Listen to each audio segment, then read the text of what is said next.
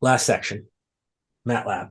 For MATLAB, the frequency response is called freq z, and it takes the numerator of your system transfer function, the denominator of your system transfer function, and the frequencies at which you want to evaluate it. So just to give an example, say you want to plot the gain function of a 4-point causal moving average filter. Stone, tell me what the difference equation is for a 4-point moving average causal system. What's our y of n equal to?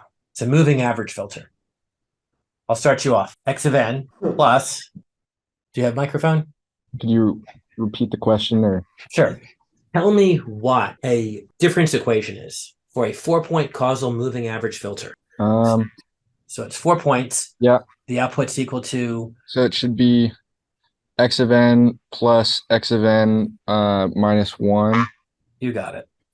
plus x of n minus 2 plus x of n minus 3. Yep. And then all divided by 4. Great. So if that's true, then I'm not going to let you off the hook quite yet. Tell me now what its transform is in the frequency domain. So what goes to the right of this? So can you see it? What's the transform of x of n? It's x of z. What's the transform of x of n minus 1? Yeah, so x of s. X of z, yeah. Or x of z into s of n. Let's simplify this times z minus 1. So it's going to be 1/4 of this plus 1/4 of x of z times z to the minus 1. Yep. Plus 1/4 x of z times z to the minus 2. Yep.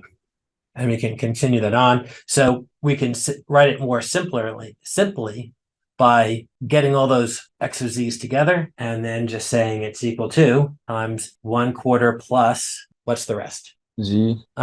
1/4 z to the negative 1 plus. Yeah, 1/4 z to the negative 2. So why didn't we get rid of the 1/4 and put that on the outside as well?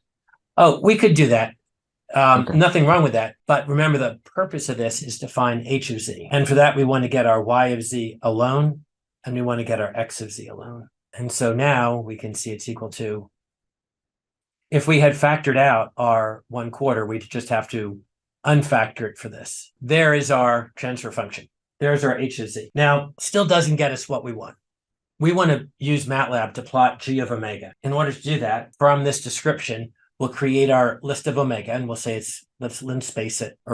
Cole earlier said it goes up to pi. We can put as many numbers here as we want to make it a nice smooth plot. And then we'll find our system transfer function, and we'll evaluate it using freq z. Cole, what is our numerator here? What is our denominator? What's our numerator first? So the numerator would be the like everything what x is multiplied by. So it'd be like the 1/4 plus 1/4 plus 1/4 plus 1/4. That's right, except not plus. Right. Yeah. Little spaces. Yeah. I know.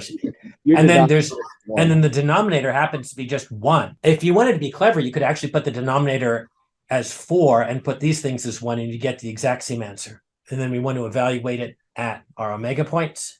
Definitely suppress the output here, otherwise you're going to get 1,000 different values.